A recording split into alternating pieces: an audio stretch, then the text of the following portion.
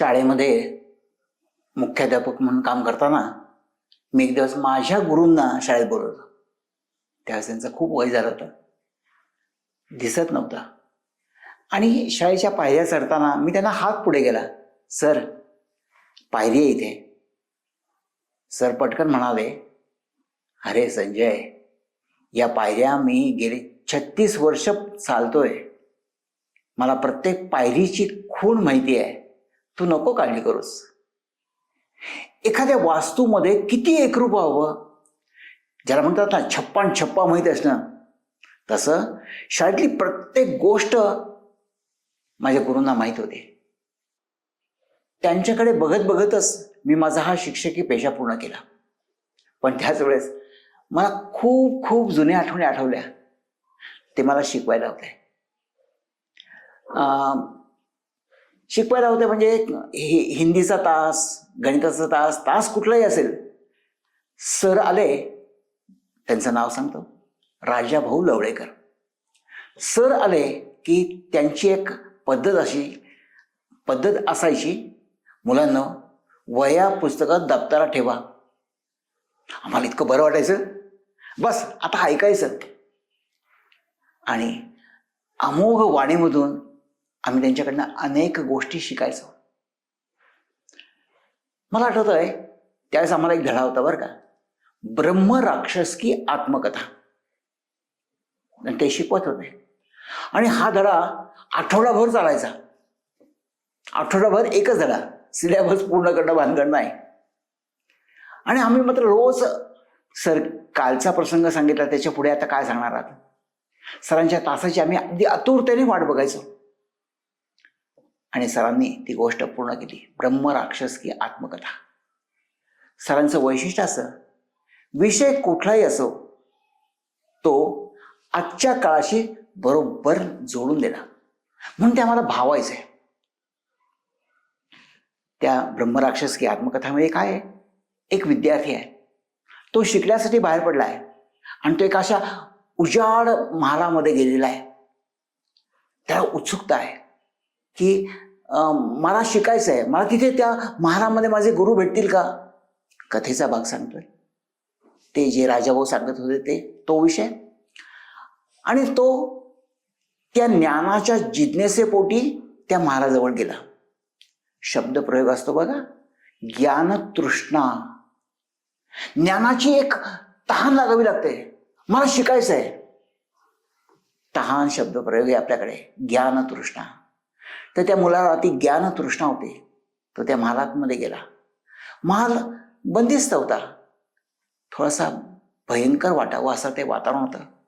त्याने हळूच ती दरवाजाची खिडकी किलकिली केली, आतमध्ये गेला. भयान अंधार. सुरुवातीला ज्ञानाच्या बाबतीत असंच असतं ना, सर आम्हाला प्रत्येक गोष्ट कोरिलेट करून सांगत होते. ती उत्सुकता होती त्याची. मग तो एक एक पायरी पुढे गेला, एक एक पायरी वर चढला. हळूहळू त्याला दिसायला लागलं, ज्ञानाच्या बाबतीत असंच असतं. पहिल्यांदा अंधार, नंतर कुठेतरी थोडासा प्रकाशाचा किरण, मग त्या किरणाच्या दिशेने ओढ आणि त्याच्या दिशेने प्रवास. असं करत करत करत तो सगळ्यात वरच्या पायरीवर पोचला. कथेचा भाग बाजूला ठेवूया. सर जे सांगतायत, जे आजही माझ्या लक्षात आहे, ते तुमच्याशी मी बोलतोय. त्या ब्रह्मराक्षसाने सांगितलं, हे बघ, माझ्याजवळचं सगळं ज्ञान मी तुला दिलंय. गुरुनी सुद्धा, शिक्षकांनी सुद्धा आपल्याकडे जे आहे ते सगळं देऊन टाकायचं असतं, काही हातचं राखून ठेवायचं नसतं. माझ्याजवळ जे आहे ते सगळं सगळं तुझं आहे, तुला देऊन टाकलंय. कथेचा पुढचा भाग असा आहे तो, पण लक्षात ठेव, हे ज्ञान मी तुला दिलंय आणि हे ज्ञान तू दुसऱ्याला देईपर्यंत तुझी मुक्तता नाही. केवढा खोल अर्थ आहे याच्यामध्ये. सरांना असं म्हणायचं होतं की माझ्याकडचं ज्ञान मी तुम्हाला दिलं, आता तुमची जबाबदारी आहे की हे ज्ञान पुढच्या पिढीपर्यंत पोहोचवणं. घटना काही असेल, पण त्या घटनेचा कोरिलेशन लावणं ज्याला म्हणतात ना, ते का आदर्श शिक्षकाचं लक्षण आहे. आम्ही शाळेतली मुलं, ते शाळेतलं वय, शिव्या द्यायच्या. अगदी राग आला की सगळ्यात चांगली गोष्ट काय करायची, ते शिव्या. आजही चालू असतात म्हणा. एक दिवस राजाभाऊंच्या कानावर काही मुलांच्या शिव्या पडल्या आणि ते सरांच्या कानावर पोहोचलं. आम्हा सगळ्याच मुलांना भीती वाटत होती की सर आता काय करतील, रागवतील, मारतील. मला ते व्यक्तिमत्व अजूनही डोळ्यासमोर आहे. एक अतिशय करारी तेजपुंज चेहरा, हा गौरवर्ण वगैरे नाही, पण अतिशय तेजस्वी डोळे, बोलण्यामध्ये धार आणि बोलण्यामध्ये एक निश्चित भाव. आपण काय करतोय या संदर्भात एक निश्चित विवेक. आम्हा मुलांना असं वाटलं की आता बहुधा सर छडी घेऊन येणार, पण नेहमीप्रमाणे ते हाताची घडी घेऊन वर्गामध्ये आले. आम्हाला ते विवेकानंदच वाटायचे. वर्गामध्ये पूर्णपणे शांतता, कारण माहित होतं आमची शिबी सरांच्या कानावर पडली आहे. सरांनी काय करावं, सतत काहीतरी वेगळा विचार आणि खरं म्हणजे विद्यार्थी घडवण्याची तळमळ. त्यांनी खडू उचलला आणि फळ्यावरती ते शब्द लिहिले, ती शिबी लिहिली, 1, 2, 3. आणि आम्ही ते बघत होतो. अरे बापरे, हा अर्थ आहे आपण बोललो याचा.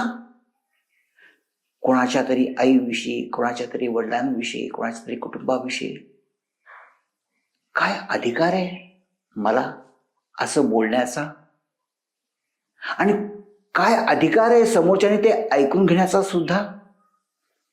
सगळे सगळे संस्कार नकळत होत आहे. हे नकळत होणारे संस्कार आहेत ना, ते खूप खूप मोठे असतात. स्वामी विवेकानंद म्हणायचे, आय वॉच वॉच. वॉच म्हणजे WATCH, वॉच. काय या शब्दांचा अर्थ? Watch. I watch my words. माझे शब्द मी बघतो. शब्द नुसते उच्चारायचे नाहीत. मी जे बोललो ते काय बोललो. I watch action. मी माझी कृती करतो, ती पण मी आत्मपरीक्षण स्वरूपामध्ये बघितली पाहिजे. टॉलरन्स. माझ्याजवळ सहिष्णुता आहे का? माफ करणं फार मोठी ताकद आहे बरं, माफ करण्याची. सी म्हणजे कॅरेक्टर. कॅरेक्टर म्हणजे चारित्र्य. आणि चारित्र्य नुसतं शब्दप्रयोग असा नाही. चारित्र्य म्हणजे जसं बोलतो तसा वागतो त्याला म्हणायचं चारित्र्य. आणि हॅबिट्स म्हणजे माझ्या सवयी. या सवयींचा परिणाम हा व्यक्तिमत्वावर होत असतो. अशा WATCH, वॉच, हे माझे गुरु, यांच्याकडनं मी शिकलो. अनेक गोष्टी शिकलो. आजही क्षणोक्षणी, पदोपदी, प्रत्येक पावलागणित मला त्यांची आठवण येते. साध्या साध्या गोष्टीतनं उदाहरणं देऊन, मुलांच्या आयुष्यातली किंवा रोजच्या आयुष्यातली बघलेल्या गोष्टी यांची उदाहरणं देऊन ते शिकवायचं आहे. आणि म्हणून मला ते आदर्श वाटतात.